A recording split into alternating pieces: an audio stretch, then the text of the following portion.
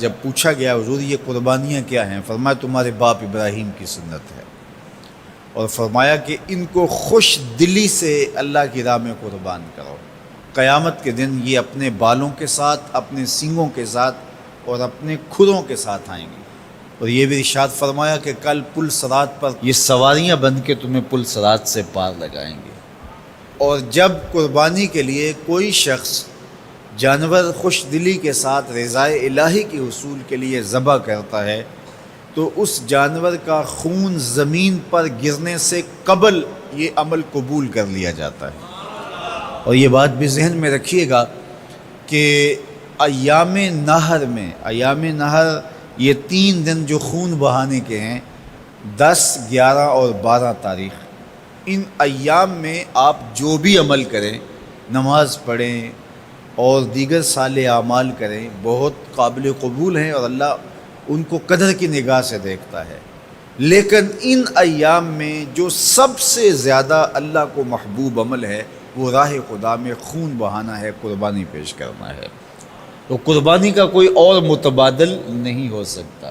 کچھ لوگ یہ فلسفہ ان دنوں کے اندر بیان کرتے ہیں کہ 20-50 ہزار کی قربانی کرنے کی بجائے اتنے اگر کسی غریب کو دے دیے جائیں تو اس کے 2-3 مہینے خیریت سے گزر جاتے ہیں، اور وہ گھر کے اندر جو ہے وہ ضرورت کی چیزیں ڈال لے تو گوشت تو 2-4 دن کے اندر کھایا پیا جاتا ہے، ختم ہو جاتا ہے۔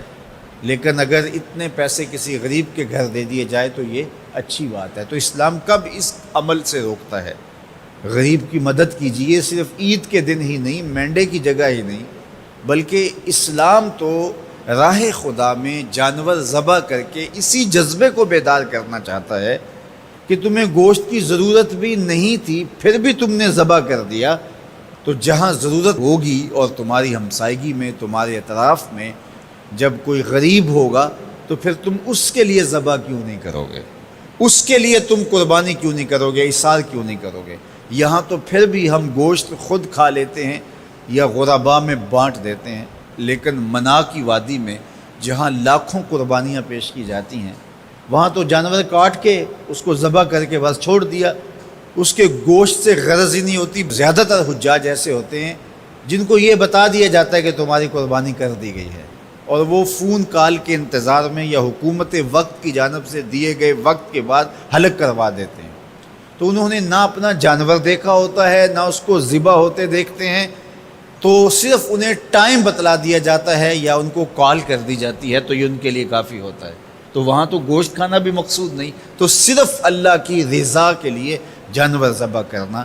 تو جب رضائے الہی کے لیے جانور ذبح کرنے کا جذبہ پیدا کر کے تمہیں راہ خدا میں خرچ کرنے کی ترغیب دی جاتی ہے تو پھر تم پورا سال خرچ کرو گے، تمہارے لیے کوئی مشکل اور کوئی مشقت نہیں ہوگی۔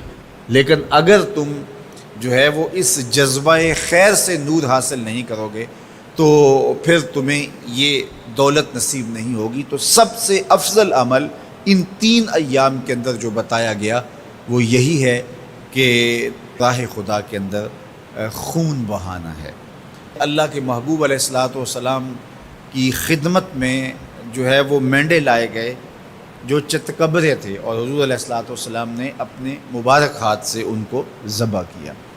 تو عید قرباں یہ ایثار کی عید ہے، یہ قربانی کی عید ہے، اور اسلام ہمیں قربانی سکھاتا ہے۔ اسلام لمحہ لمحہ قربانی ہے، ایک ایک ساعت اسلام قربانی کا نام ہے، اور ہمیں 10 سے